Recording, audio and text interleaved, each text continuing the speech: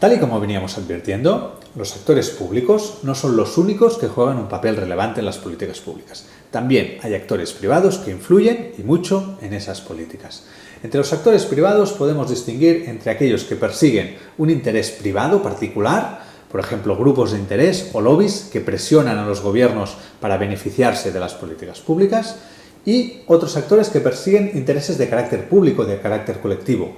Por ejemplo, organizaciones sociales que quieren provocar cambio social, movimientos sociales que reivindican determinadas mejoras o organizaciones del tercer sector que implementan servicios de carácter colectivo. En cualquier política pública, además de las instituciones públicas, de las autoridades, tenemos otros grupos.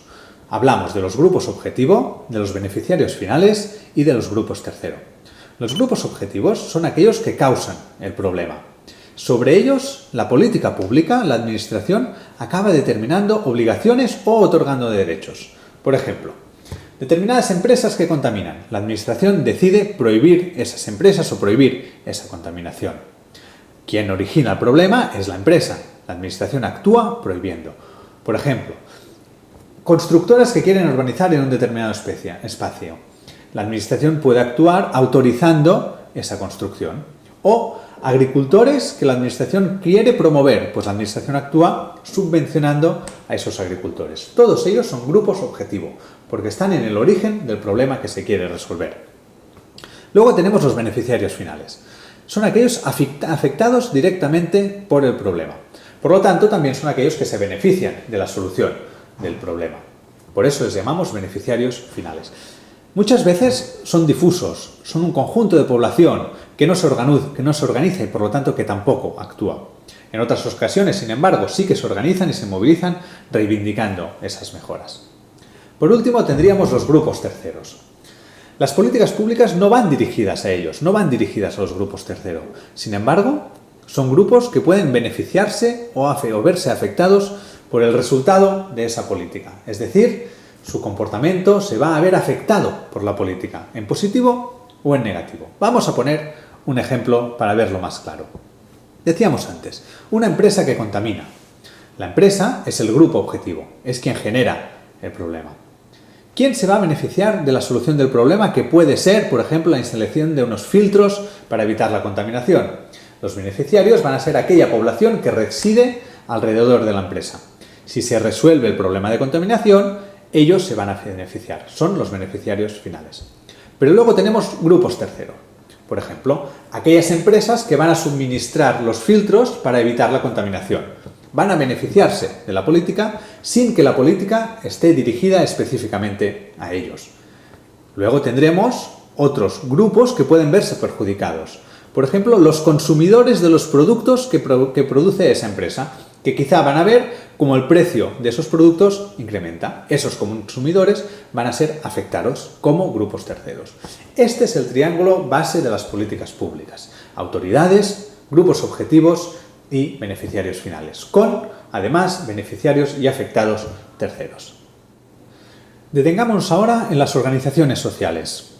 Se trata de actores privados que representan una forma de participación en la sociedad, distinta a las formas de participación que promueven las instituciones. Participación a través de la autoorganización, queriendo incidir en la cosa pública, en la esfera pública.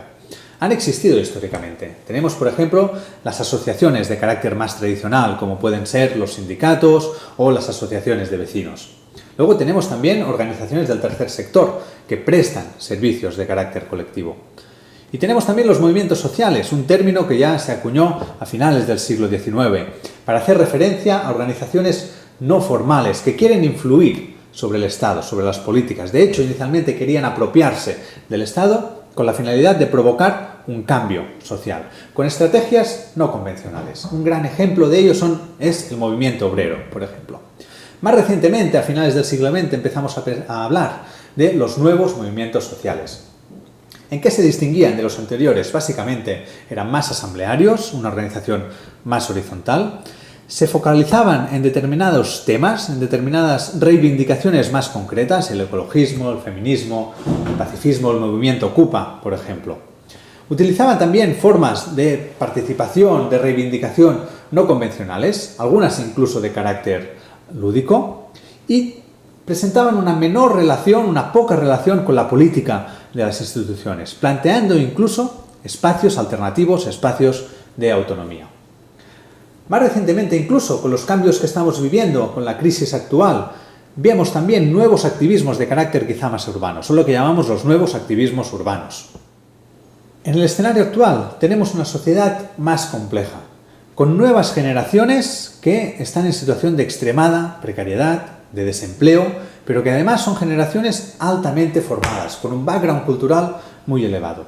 Ello ha dado lugar a nuevas formas de organización, a nuevos activismos, mucho más heterogéneos, mucho más diversos, no tan autorreferenciales, que buscan aliarse entre ellos, con formas de organización seguramente más débiles, que además utilizan Internet, utilizan las redes, por lo tanto que no necesitan tanto de esa estructura, organización de intermediación, porque lo hacen a través de las redes sociales, que utilizan canales alternativos hasta el punto de llegar a generar discursos alternativos a los grandes medios de comunicación de masas, a través de canales de televisión por Internet o de otros mecanismos que han situado su discurso, sus debates en medio de la agenda política sin necesidad de tener que utilizar los medios de comunicación de masas. Muchos de ellos centrados en proyectos a lo mejor más locales y que utilizan prácticas de lo que llamamos innovación social, es decir, prácticas de implementación de soluciones a los problemas colectivos. Implementación de soluciones desde la sociedad, al margen del Estado, a veces colaborando con el Estado, pero a veces de forma totalmente disidente. Por lo tanto, servicios, bienes, productos que son producidos fuera del Estado para solucionar problemas colectivos. A eso le llamamos innovación social y es hacia donde está avanzando actualmente la participación de la ciudadanía en lo colectivo. Estas nuevas formas de actuación, de organización, de movilización social tienden a actuar con una triple estrategia. Hablamos en primer lugar de una estrategia de incidencia, es decir, por un lado quieren incidir en la esfera pública, quieren incidir en la toma de decisiones e incluso quieren cambiar el sistema, cambiar las leyes. En segundo caso, cuando es necesario, actúan con lógicas de resistencia, de protesta, se movilizan protestando también.